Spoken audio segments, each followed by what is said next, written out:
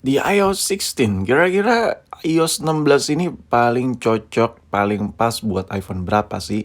Tapi yang gue simpulkan ini berdasarkan budget, research and development, dan berdasarkan intel-intel gue di luar sana yang ada di US. Jadi menurut gue, yang paling top, markotop menurut gue untuk penggunaan iOS 16 bukan iPhone paling baru. Bukan seri-seri yang HP-nya udah ngotak-ngotak gitu, bukan, no no no no no no no no no ya, it's wrong ya kan, it's totally wrong. So menurut gue iOS 16 yang paling support adalah tararatata tete titit. Nah, ini adalah salah satu iPhone yang paling cocok, yang paling klop, yang paling worth it untuk diinstal menggunakan iOS 16. Ya, iOS 16. Why? Ada beberapa poin yang gua bilang bahwa ini adalah yang paling cocok untuk iOS 16. Yang pertama adalah harga. Harga dari iPhone 11 ini menurut gua paling masuk di akal. Nah, gue udah coba perbedaannya antara iPhone 14, iPhone 13. Kamera yang ada di iPhone 11 ini ya kayak mirip-mirip aja lah ya. Kalau lu nggak butuh-butuh, kalau lu nggak suka foto gelap-gelapan, menurut gue sama-sama aja, beda-beda tipis banget, dan fitur-fitur lain nggak terlalu kepake buat daily. Jadi menurut gue dari sisi kamera ini the best. Nah, satu lagi, kombinasi kamera iPhone 11 ini udah beda men. Kalau lu bilang, ah bang, iPhone 8 Plus dong, iPhone XS dong bang, ya kan yang lebih worth it iOS 16. No, no. Ini lebih worth it. Kenapa? Karena kombinasi dua lensanya ini sama kayak iPhone 13 sama 14. Lensa normal sama lensa super, super, super wide. Jadi menurut gua, ya untuk penggunaan tanpa terkecuali gue ngomong iOS 16 pun, ini kayak mirip-mirip aja kayak gue pakai iPhone 13 ya kan, dan gue coba pindah ke iPhone 11, ini sama aja, mirip-mirip aja, ada lensa normal, ada lensa, ya lensa lebar ya. Nih kalau lu lihat, lu perhatikan, nih ada lensa normal dan lensa lebar ya. Untuk iPhone XS, lensa lebar itu tidak bisa diakalin ya, lu harus nambah perangkat lagi. Jadi menurut gue secara basic, secara apa ya, hardwaringnya dia udah sama, performanya, bukan performa ya, kinerjanya, sistemnya layaknya kayak iPhone 13 dan seri 14. That's why kenapa gue bilang iPhone 11 adalah iPhone yang paling worth it. Pertama dari harganya murah, yang kedua kombinasi kameranya sama kayak iPhone 13, 14, lensa lebar dan lensa normal.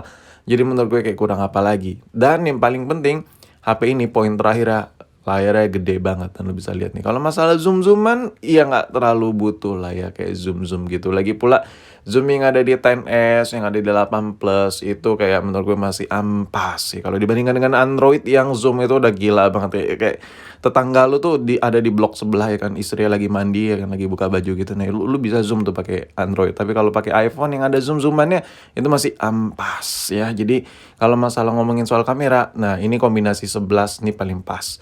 Nah, buat lo yang pengen iPhone 11, ada linknya di deskripsi gue taruh. Yang varian iBox ada ya, yang resmi-resmi Indonesia ada, yang nggak perlu takut blokir email, dan yang varian inter-interan ada. Jadi linknya ada di deskripsi gue taruh. Tapi serius, di antara iPhone lain menurut gue ini yang paling klop, ukurannya gede ya. Kalau lo udah terbiasa pakai iPhone XS Max, 8 Plus atau XR, move ke iPhone 11 ini nggak ada salahnya.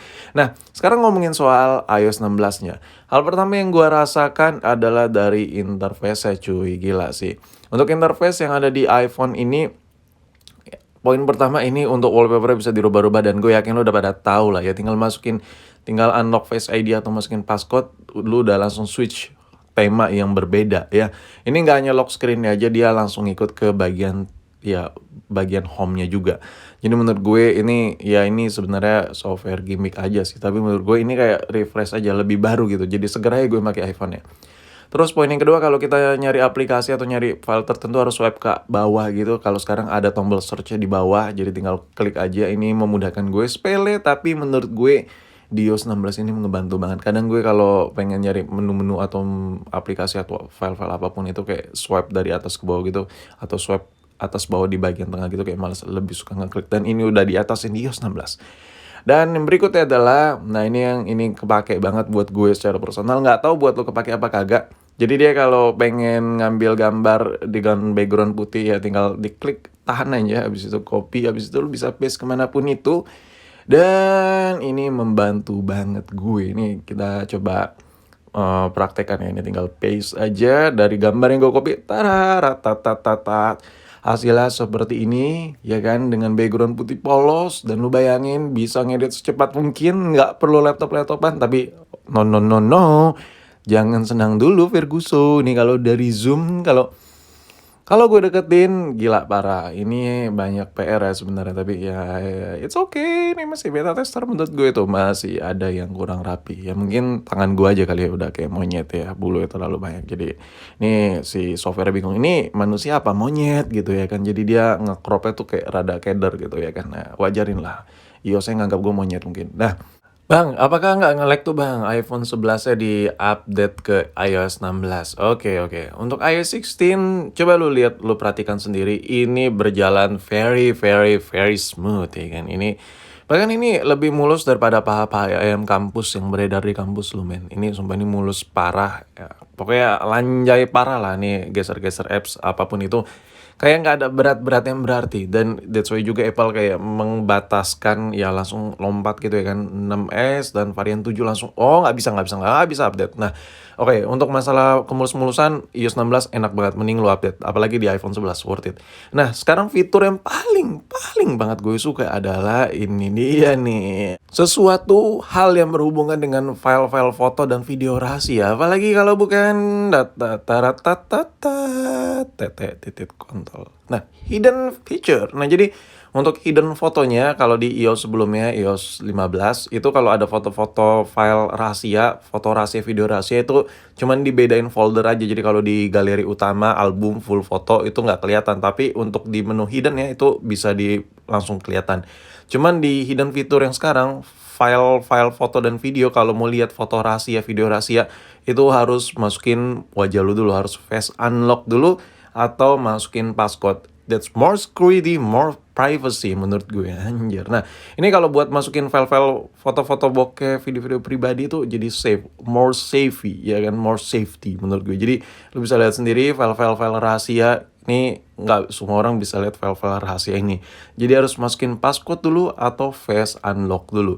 Jadi menurut gue, semakin bagus ini iPhone ya kan dengan iOS 16. Jadi file video rahasia nggak sembrono disebarluaskan oleh teman-teman lo ya kan, yang nggak jelas. Nah, dan yang terakhir adalah yang ini, gue nggak tahu ini pergimik-gimikan bagi lo atau nggak, tapi gue suka aja wallpapernya. Jadi untuk lock screen-nya itu kayak berasa nyambung gitu ya sama fotonya, dan untuk home screen-nya juga ini ada fresh gimana gitu. Jadi gue bisa setup ke blur gitu antara lock screen dengan tampilan home-nya, dan ini gue suka banget, parah sih.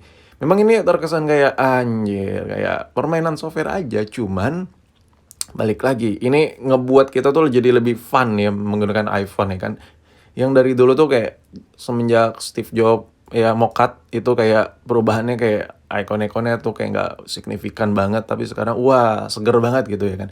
Nah, menurut gue iOS 16 yang paling cocok adalah di iPhone 11. Dan ini iPhone 11 ini bukan apa ya, kalkulasinya kenapa paling cocok iPhone 11 Bang untuk iOS 16. Kalkulasinya bukan chipsetnya makin tinggi bla bla. Kalkulasi gue adalah dari segi ekonomi.